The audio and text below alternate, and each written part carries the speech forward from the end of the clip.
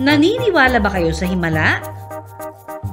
Tinatawag natin na mga miracle fruits ay nabibigyan ng name as such kasi may mga benefits siya sa health. Kapag healthy yung body mo sa loob, nakikita rin yan sa skin, nakikita sa panlabas na appearance.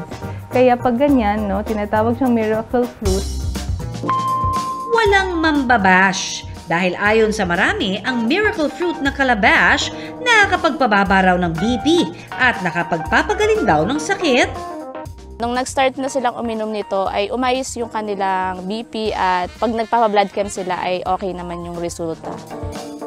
Himala nga ba ito o regalo ng kalikasan para sa ating kalusugan?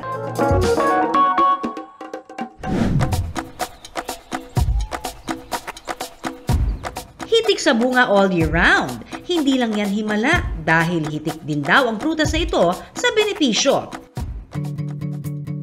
Kaya nga raw, ang pamilya ni Luri mula sa Oriental Mindoro, 5 taon nang may tanim nito. Marami nga daw itong health benefits, nakakagaling sa may mga cancer, maganda daw sa matataas ang cholesterol, sa mga high blood, may mga diabetes. Yung iba may nagsabi na sa mga kidney, ayan, pampalakas din ng immune system. Ang pinaniniwalaang mapaghimalang prutas tinatawag na calabash. Isang prutas na galing sa Bignonia family na kadalasang makikita sa mga tropical countries. One time nag-visit kami sa isang farm dito, tapos na-amaze kami kasi sobrang daming bunga. Nakita namin yung puno nito at sobrang daming bunga tapos ang lalaki. Tapos nung tinanong namin kung ano yung punong yon, miracle fruit nga daw yon. At ayun, bumili kami ng punong yon. Mas kilala siya sa tawag na bottle gourd.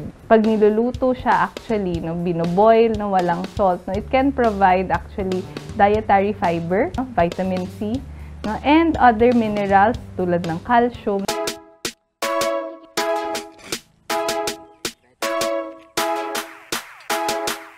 Sina Luri, pinakukuluan at iniinom ang katas nito. So, ang lasa nitong miracle fruit juice ay meron siyang tamis na may pait. Paniwala nga nila Luri, ang calabash ang nagpababa ng blood pressure ng kanyang ama. Dito sa amin, iniinom to ng magulang ko kasi dati nagtataas yung cholesterol nila, yung BP. At nung nag-start na silang uminom nito ay umayos yung kanilang BP. Pag blood pressure, ang pinaka-culprit kasi ng pagtaas ng blood pressure is salt. Kaya ina-advise natin yung mga pasyente natin na iwasang kumain ng maraming salt or maasin na pagkain. May recommended salt lang yun. So if we substitute those foods na rich in salt with something na calabash, lulutuin natin or buboil natin, mas helpful kasi it reduces the amount of salt na pwede nating ma-intake sa katawan natin. Paniniwala rin ng marami, mainam ang calabash para sa ating gut health o digestion. Dok, totoo ba? It has dietary fiber, Mas nakakatulong siya. Fiber actually helps in digesting, Mas natutunaw natin yung pagkain natin. So we get the most of kung ano yung kinakain natin. Fruits and vegetables such as calabash, Mas natutunaw natin, mas nakukuha natin yung mga nutrition from our food, kung may fiber. Pero hindi lang yan dahil ang iba ginagamit din daw itong skincare dahil may anti-aging properties daw ito. Dok, totoo ba? Traces of vitamins that we can see in calabash, vitamin C, some of them are antioxidants. So antioxidants actually help in terms of delaying process of aging, and can actually show, can give us fairer skin.